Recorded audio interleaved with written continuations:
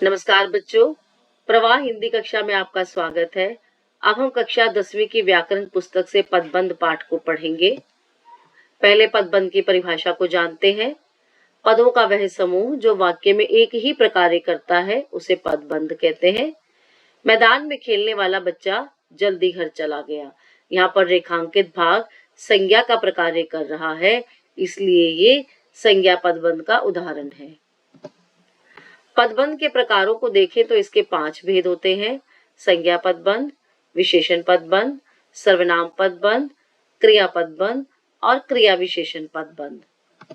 सबसे पहले संज्ञा पदबंध को समझते हैं। पदों का वह समूह जो वाक्य में संज्ञा का कार्य करता है उसे संज्ञा पदबंध कहते हैं। अर्थात जिस पदबंध का अंतिम और मुख्य पद यदि संज्ञा पद हो और शेष सभी पद उस पर आश्रित होते हैं तो वह संज्ञा पदबंध कहलाता है। जैसे मेहनत करने वाला किसान खेत में हल जोत रहा है। बंगले के पीछे लगा पेड़ गिर गया। मीरा की सहेली रीना बाजार गई।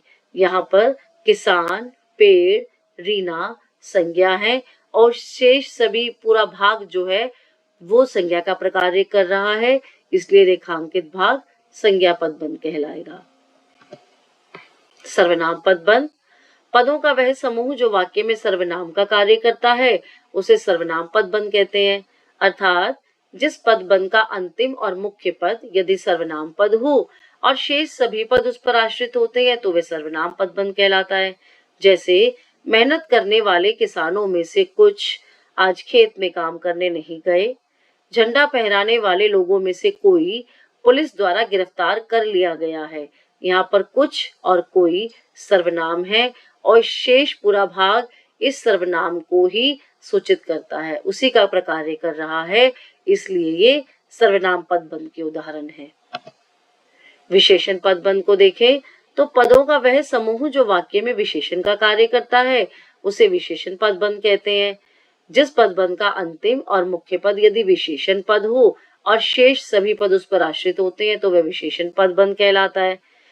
जैसे झंडा फहराने वाले लोग पुलिस द्वारा गिरफ्तार कर लिए गए हैं। निर्भीक और साहसी वजीर अली अपने अधिकार के लिए लड़ रहा था। यहाँ पर लोग कैसे हैं? झंडा फहराने वाले।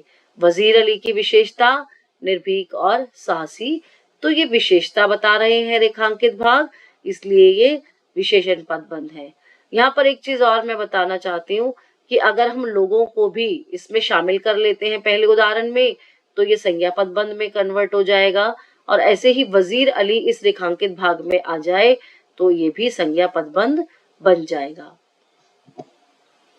क्रिया पदबंध को देखें तो पदों का वह समूह जो वाक्य में क्रिया का कार्य करता है उसे क्रिया पदबंध कहते हैं। जैसे बच्चे मैदान में खेल रहे हैं। पिताजी पुस्तक पढ़कर सो गए हैं।